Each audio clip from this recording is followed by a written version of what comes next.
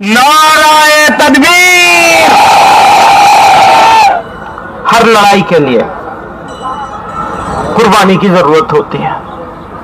आप लड़ाई लड़ेंगे और आराम से बैठे रहेंगे, काम नहीं होगा। तो कुर्बानी देने के लिए हमें तैयार होना चाहिए कि वक्फ बोर्ड की जमीन गरीब की जमीन है, तो अगर वक्फ बोर्ड की वक्फ बोर्ड की जमीनों को बचाना है तो आप भी इस लंबी लड़ाई के लिए तैयार रहे और हम आपका पूरा पूरा साथ देंगे। और उसके लिए अगर हमें जंतर मंतर पर भी 1 साल बैठना क्यों ना पड़ जाए, हम आपका पूरा साथ देंगे। और यदि हमें यह ऐसा लगे कि हमको यूपी और दिल्ली का बॉर्डर सील करना है तो हम उसके लिए भी तैयार रहेंगे। नाराए तकबीर। अभी बहुत सारे लोगों ने इस एक्ट के बारे में और इस एक्ट के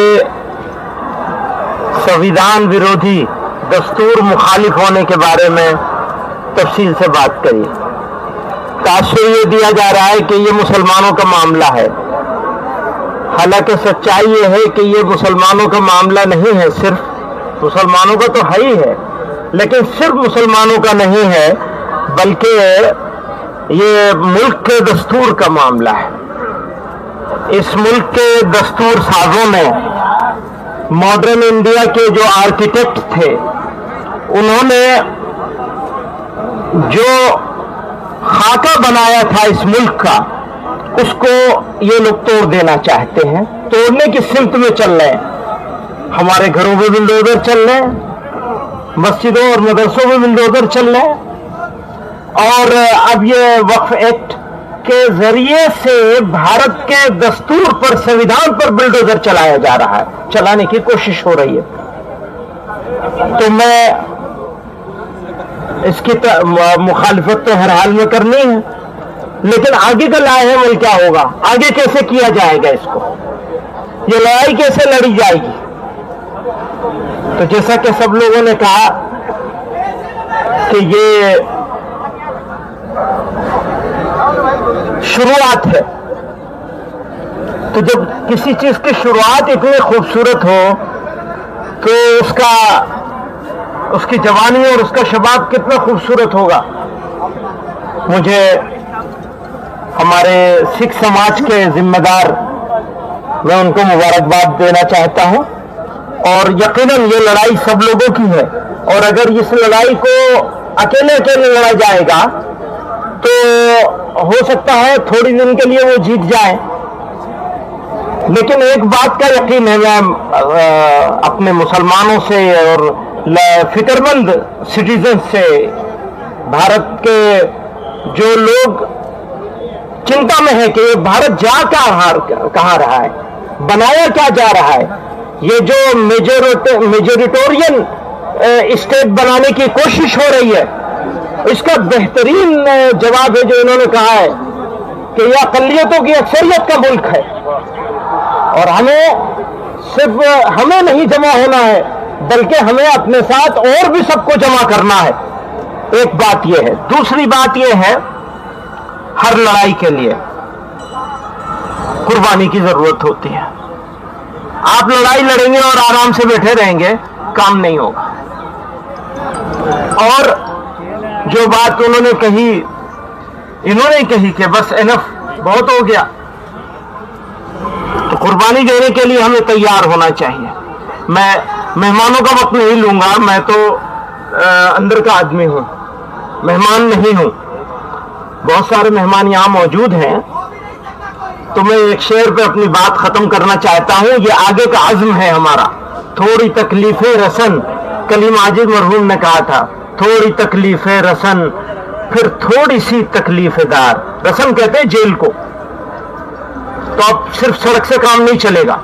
थोड़ी तकलीफे रसन फिर थोड़ी सी तकलीफेदार, उसके बाद है दोस्तों आराम ही आराम है। पार्लियामेंट और यहां पर मौजूद मेरे तमाम मुअज़्ज़िज़ बुजुर्गों, साथियों, महसूस ही होता है दौरे तगाई है, शीशे की अदालत में पत्थर की गवाही है। दुनिया में कहीं इसकी तफसील नहीं मिलती, कातिल से कातिल ही सिपाही है। आज ये मुल्क के हालात बने हैं और जिस तरह से वक्फ कानून ला करके संविधान की धज्जियां उड़ाने की कोशिश देश के अंदर करने का काम किया जा रहा है, मैं उस लड़ाई के अंदर अपनी छोटी सी हिस्सेदारी अपनी पार्टी के और हमारे देश के मजबूत नेता राहुल गांधी के सिपाही के तौर पर आपके बीच में करने के लिए आया हूं। और हम लोग संसद से लेकर के सड़क तक इस लड़ाई को लड़ने का काम करेंगे, क्योंकि हमें पार्लियामेंट जाना है, मुझे भी और जावेद साहब को भी। हमारा दोनों का इत्तेफाक से 0 आवर लगा 12 बजे स्टार्ट हो जाएगा। तो मैं आप सब लोगों से सिर्फ इतनी गुजारिश करना चाहता हूं कि जहां खून की जरूरत होगी वहां खून देंगे, और जहां आपको लड़ने की जरूरत होगी हम आपको पहले सबके अंदर नजर आने का काम करेंगे। आप तमाम लोगों का बहुत बहुत शुक्रिया, क्योंकि इस लड़ाई को हमने जेपीसी में बहुत मजबूती के साथ लड़ने का काम किया है, और इंशाअल्लाह सुम्मा इंशाअल्लाह अल्लाह की जात से उम्मीद है कि इनके काले मंसूबे किसी भी सूरत में कामयाब नहीं हो पाएंगे। बहुत बहुत शुक्रिया। हाँ, बहुत शुक्रिया इमरान मसूद साहब। जेपीसी के अंदर जिन लोगों ने बहुत ताकत से हमारा मौक़िफ़ रखा और वक्त तमीम दिन की मुखालफत की, उसमें इमरान मसूद साहब का भी नाम बहुत है। वाहिगुरू जी की फतेह। बिस्मिल्लाहिर्रहमानिर्रहीम। मंच पर मुस्लिम जगत के धार्मिक और सियासी आगू साहबान और पूरे हिंदुस्तान से आए हुए मुस्लिम भाइयों, मैं आज यहां पर आपको ये जताने आया हूं कि इस लड़ाई में आप अकेले नहीं है, हम आपका पूरा पूरा साथ देंगे।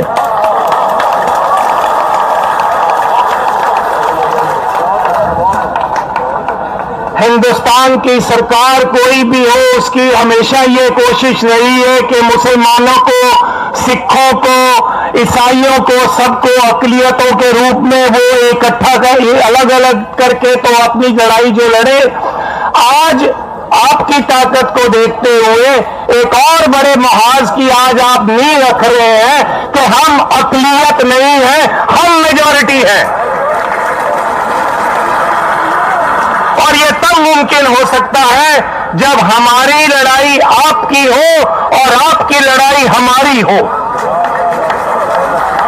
यह तब हो सकता है जब वक्फ बोर्ड की जमीनें अगर बिहार में उठाई जाती हैं या कोई धक्का किया जाता है या यूपी में किया जाता है, तो पंजाब में से मुसलमान और सिख भाई वहां जाकर लड़ाई लड़े और अपने जो है उनको बताएं कि ये हम बर्दाश्त नहीं करेंगे।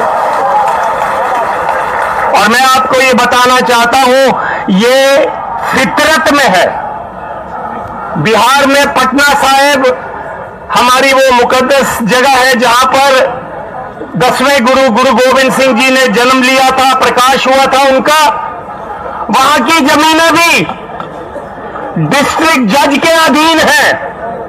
आधी से ज्यादा जमीनें 1956 से लेकर आज तक छीन ली गई हैं।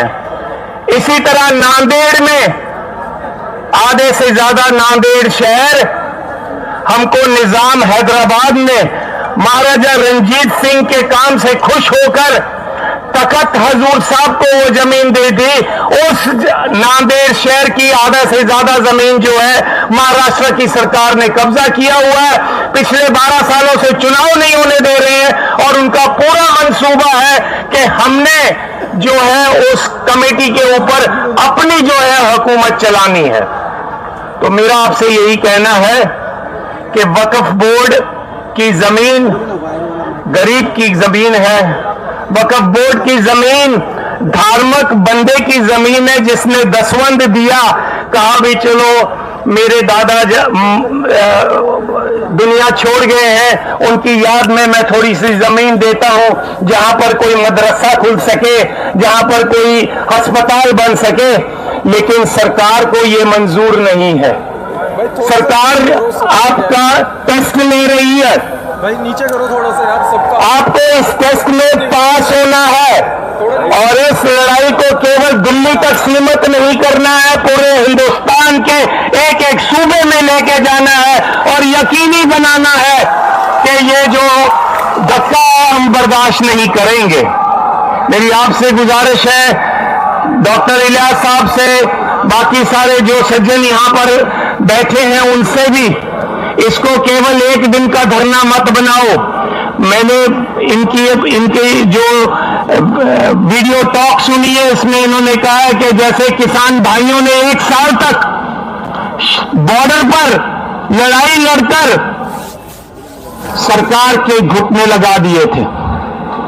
सरकार मान गई कि हमको बिल वापस लेना पड़ेगा, तो अगर वक्फ बोर्ड की, औकाफ बोर्ड की जमीनों को बचाना है तो आप भी इस लंबी लड़ाई के लिए तैयार रहे और हम आपका पूरा साथ देंगे।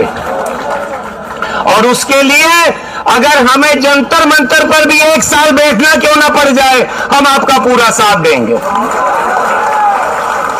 और यदि हमें यह ऐसा लगे कि हमको यूपी और दिल्ली का बॉर्डर सील करना है तो हम उसके लिए भी तैयार रहेंगे। ये रीजनल लड़ाई नहीं है, ये धार्मिक लड़ाई है और धार्मिक लड़ाई धार्मिक जज्बे से ही लड़ी जा सकती है। तो आओ, हम आपका पूरा साथ देंगे। आप यकीनी बनाओ कि आप साथ लें। अगला मोर्चा अगर जरूरत पड़े तो मलेरकोटले में लगाओ, लुधियाना में लगाओ और सारे हिंदुस्तान से जो मुसलमान भाई है वहां पर आए और हम सिख भाई जो हैं वो भी रल मिलकर आपका पूरा वहां साथ देंगे और सरकार को एक मैसेज देंगे, मुसलमान की लड़ाई हमारी लड़ाई है और हमारी लड़ाई आपकी लड़ाई है। तुमने दलितों की जमीनें ली, हम चुप रहे, लेकिन हम चुप नहीं रहे, फिर भी दबी जबान में अपनी आवाज उठाते रहे। तुमने ट्राइबल्स की भी जमीनें छीन ली हैं, तुमने बंबई के आसपास, बंबई से लेकर पुणे तक जितनी भी जमीनें हैं ट्राइबल्स की वो भी छीन ली है। लेकिन अब वक्त आ गया है, इनफ इज इनफ, अब बर्दाश्त नहीं होता। अब हम सब रल मिलकर हम ये यकीनी बनाएंगे कि अपनी जमीनें बचाएंगे। एक बार फिर पूरे जोश के साथ जैसे सब आप इकट्ठे हो बोलिए आप मेरे साथ, वक्फ बिल वापस लो, वक्फ बिल वापस लो, वक्फ बिल वापस लो। मुस्लिम, सिख, दलित, ट्राइबल एकता जिंदाबाद। मुस्लिम, सिख, ईसाई, दलित, ट्राइबल, बहुजन समाज एकता जिंदाबाद। इस आस के साथ कि हम इस लड़ाई को जरूर जीतेंगे, एक बार फिर अंत में आप ही का नारा, नाराए तकबीर।